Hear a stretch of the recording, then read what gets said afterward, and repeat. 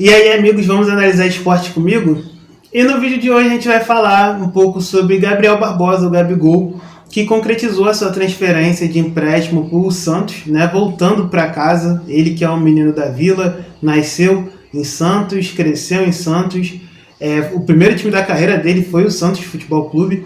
E ele volta para onde ele cresceu, para onde ele nasceu, para onde ele foi revelado para o mundo do futebol. E assim, a gente vai tentar analisar um pouco o que a gente pode esperar desse retorno, o que a gente pode esperar do Gabriel e do Santos também, né? O que pode ajudar o Gabriel nesse um ano de empréstimo aí em relação à confiança, a jogar mais vezes também, que foi um problema para ele no Cruzeiro na temporada passada.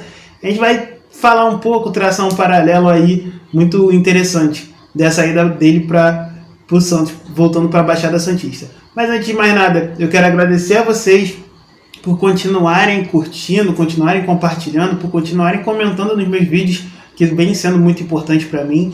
Quero pedir para continuarem, né, nessa empreitada junto comigo, sempre aguardando os vídeos, ativando esse sininho para receber as notificações. E também eu quero desejar a vocês um feliz ano novo, um próspero 2026, de muita saúde, muita paz para todos, que a gente possa continuar juntos nesse ano. E sem mais delongas, vamos para o vídeo após a vinheta.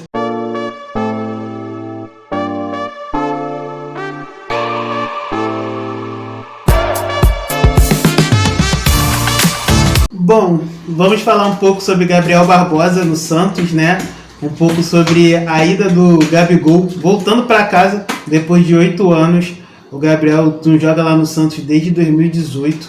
Isso aí é um tempo considerado, né, que ele passou longe da sua casa, e nesse meio tempo ele viveu grandes emoções, principalmente no Rio de Janeiro, no Flamengo, onde ele é ídolo, talvez um dos maiores da história do clube de regatas do Flamengo.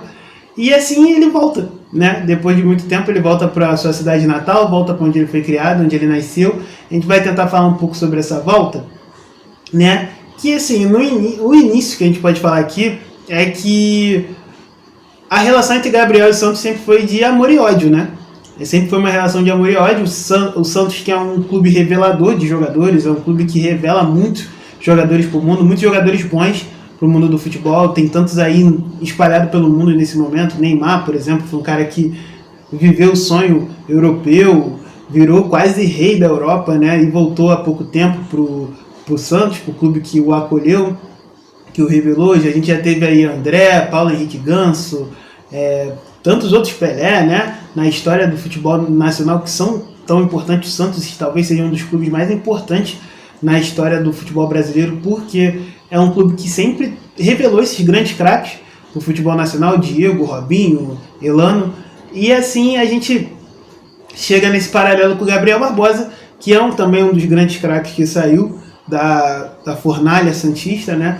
A gente pode dizer assim. Foi um cara que foi moldado ali, foi moldado realmente para ser o iluminado, predestinado, e é um cara que pode ajudar muito o Santos nesse retorno, né? Nesse retorno claudicante à primeira divisão, até porque na temporada passada de 2025 o Santos sofreu bastante com o retorno. Foi um retorno que foi muito acidentado, foi um clube que lutou até o final para não cair divisão, até que no final ali, né, com a volta do Neymar, e com o Vojvoda já talvez habituado ao elenco, até que deu uma ajudada ali, e o Santos até jogou melhor o final da temporada, tanto que vence Cruzeiro, vence Juventude, e aí se livra até de uma forma até tranquila, sem muito susto na última rodada. Mas por muito tempo flertou com o rebaixamento. Teve momentos que até a gente achava que o Santos seria rebaixado porque não jogava um futebol bom, não era um futebol vistoso, e assim, precisava de muito mais para ficar na primeira divisão. E uma das coisas que talvez o Neymar sentiu muita falta no Santos foi de um cara ali que tenha uma personalidade igual a dele, né? De chamar o jogo, de chamar a responsabilidade muitas vezes, e isso justamente o Gabriel sabe fazer. Mesmo que nesses últimos anos ele tenha pecado um pouco, né, em algumas situações, em relação até talvez a responsabilidade em campo, até talvez a displicência em alguns momentos, realmente, que parece, não estamos aqui cravando que ele tem uma displicência para jogar nem nada, mas parece sim que às vezes ele se desconcentra do jogo, ou se desconcentra do time, e aí ele quer talvez ser o centro das atenções e tal, e assim, mas uma coisa que pode trazer de motivação para o Gabriel é estar jogando pelo Santos, né? É um clube que ele gosta de paixão, é um clube que ele sempre falou que sempre teve carinho enorme pelo clube. Ele é santista, né?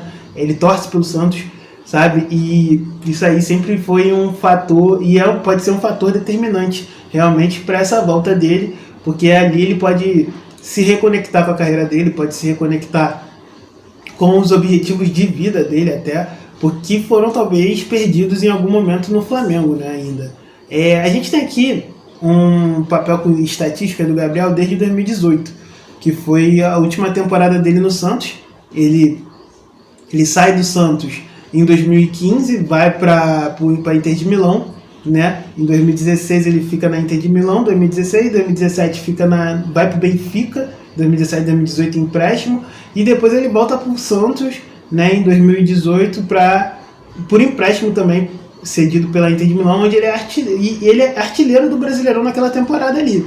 Ele faz, em 2018, na temporada inteira, ele faz 27 gols e é artilheiro do Brasileirão com 18, né? E aí em 2019 tem a grande transferência da carreira do Gabriel, ele sai da Inter de Milão, o empréstimo dele com o Santos não é renovado, ele volta para a Inter de Milão, e da Inter ele vai para o Flamengo contrata ele, e ali no Flamengo ele é talvez um dos maiores momentos da carreira, e com certeza é o maior momento da carreira do Gabriel, porque ele tem uma temporada com 36 gols, é artilheiro do Brasileiro com 25, né, em 2019, que é a temporada mágica do Flamengo. A torcida vai lembrar para sempre dessa temporada, e ele se torna ídolo ali do Flamengo por fazer os 2 gols da final da Libertadores contra o River Plate, desafogando o clube de regatas Flamengo depois de 38 anos. E aí você tem uma temporada de 2020-2021, que foi uma temporada meio acidentada ali por causa da pandemia, né? E aí foi uma temporada que foi entre o ano de 2020 e 2021, né? Metade dos 2 anos, 17 gols que ele fez, foi talvez uma das piores temporadas dele no Flamengo, né, em relacionado a gols. Aí ele tem uma temporada em 2021 com 31 gols, que é a segunda melhor dele, até na carreira dele. Ele só perde para a de 2019, que foi de 36. Ele faz 11 gols na Libertadores nessa temporada de 2021. É a temporada que o Flamengo é vice-campeão o Palmeiras na Libertadores. Ele faz outro gol na final, crava mais um gol na final. Em 2022 ele faz 29 gols, é uma temporada boa. 2023, 18 gols. E aí a 2024 a gente já vê aí uma decadência já dele por parte do Flamengo ali. Ele faz 8 gols só, é a última temporada dele no Flamengo. É a temporada da polêmica, que não sabia se ele ia renovar com o Flamengo, se ele não ia renovar com o Flamengo. E aí acabou que no final não renovou o contrato. Ele escolheu sair do Flamengo, não queria uma renovação. Ele achava que merecia talvez uma valorização, um contrato melhor. E o Flamengo ali já no final, né, do mandato do presidente, ele já não queria mais ter muitos problemas com o Gabriel, e aí o contrato foi terminado. Ele faz 8 gols só. Ele vai para o Cruzeiro, né, na transferência livre, de graça, e ele faz 13 gols. Não é uma temporada em 2025 tão ruim para o Gabriel em relação a 13 gols. Claro que se a gente for comparar com ele de 2019, 2022, 2021, a gente vai ficar um pouco assustado com a queda no número de gols assim, mas a gente pode falar também o que joga a favor do Gabriel nessa parte do Cruzeiro e no Flamengo talvez também, é que ele não jogava muito, né? O final ali em 2024 do Gabriel, ele não era tão participativo nas partidas, ele não era um cara que era chamado, né, para ser titular muitas vezes. E o Cruzeiro, ele foi totalmente ofuscado pelo Caio Jorge na temporada passada. O Caio Jorge vem como um trator por cima do Gabriel, porque ali a disputa seria talvez Gabriel e Caio Jorge, ou então até o Gabriel fazendo um segundo atacante com o Caio Jorge ali, fazendo para eles jogarem juntos, que eu acho que é até a melhor posição do Gabriel, não ele como centroavante até, mas como um segundo atacante, tendo alguém ali que ele possa ser suporte dessa pessoa, né, desse jogador. porém ele não consegue ter uma sequência de jogos no Cruzeiro. Ele ainda faz 13 gols, as melhores campanhas deles é no Campeonato Mineiro e no Campeonato Brasileiro. No Campeonato Brasileiro ele faz 6 gols, é bastante pouco pensando no Gabriel. O Gabriel se a gente parar para pensar, o Gabriel é o top 10 artilheiros da história do Campeonato Brasileiro. E assim, é muito pouco assim pensando na questão de gols, na participação de gols dele nessa temporada. E assim, que talvez também tenha prejudicado a sequência do Gabriel no Cruzeiro foi, lógico, a falta de sequência dele e também o episódio do pênalti, né, mal batido contra o Corinthians. O Gabriel, o Cruzeiro estava ali na disputa de pênaltis, na semifinal. O Gabriel tinha a chance de tentar fazer o gol para, assim, a disputa continuar, né? Mas aí o Gabriel perde o pênalti e o Cruzeiro perde a classificação para a semifinal. Muitas pessoas acham que ele foi displicente na batida da cobrança de pênalti, e o Gabriel, que assim, pode ser dito que ele é um dos melhores batedores de pênalti do Brasil. Por muitos anos aí o Gabriel teve uma contagem que o Gabriel nunca tinha perdido um pênalti até na vida dele em relação a bater, assim, né? E aí ele acabou perdendo alguns no Flamengo e perde um decisivo desse contra o Corinthians. Aí a torcida do Cruzeiro acha que ele foi bastante displicente, que ele foi mal na batida realmente. E assim, ele bateu bastante mal mesmo, é quase uma bola no meio do gol.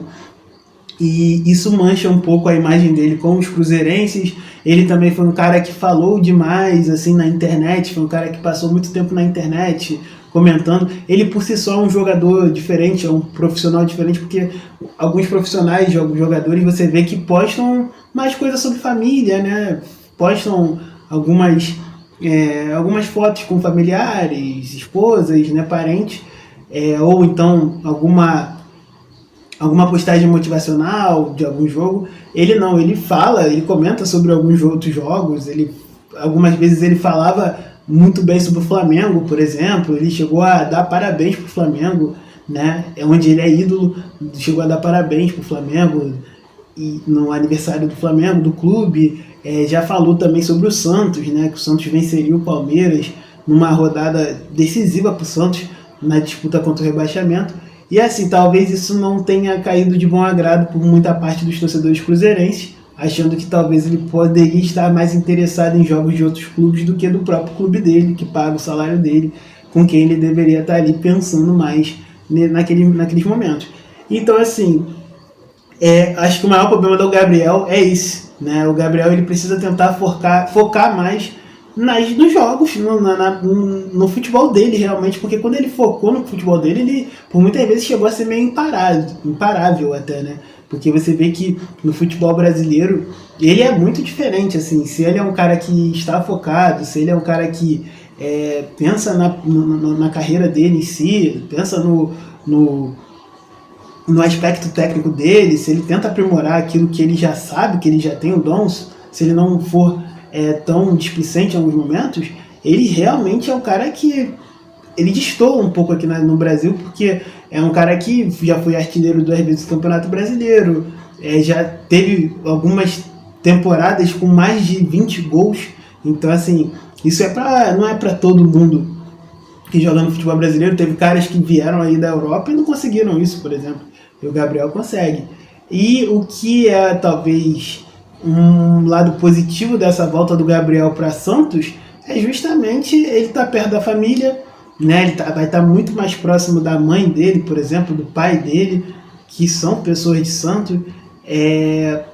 Tem a esposa dele, a namorada dele, que é a irmã do Neymar, a Rafaela, que pelo jeito foi parte importantíssima nessa negociação entre Cruzeiro e Santos, porque a Rafaela também é uma menina de Santos, nasceu em Santos, é uma torcedora do Santos Futebol Clube, então também tem essa situação da aproximação ali, né, um pouco mais família. Santos por si só não é uma cidade tão badalada como era Rio de Janeiro, Minas Gerais. É uma cidade um pouco mais tranquila, né? Claro que tem seu aspecto também de cidade grande, mas é um pouco mais tranquila, mas ali vive pelo clube, né? Pelo Santos, pelo Peixe. E assim, é o clube da vida dele também, né? Assim, se a gente puder pensar aí na carreira do Gabriel, ele teve 2 auges. O maior auge dele, o maior teto dele, o maior pico dele foi no Flamengo, com certeza. Mas assim, a gente também pode pensar e lembrar do Gabriel no Santos, que foi um Gabriel bastante interessante, mais novo, um Gabriel incisivo, que não tinha medo de ir para cima, fazia alguns golaços e que era um cara bastante interessante. E só dele, se ele voltar a ter esse 50% desse ímpeto que ele tinha há algum tempo atrás, já vai ajudar bastante o Santos. E é aquilo que eu falei há pouco tempo atrás, aqui no vídeo mesmo, o Santos talvez precisava desse cara, né? Desse cara com essa personalidade mais forte, porque o Santos não é um time que é ruim, sabe?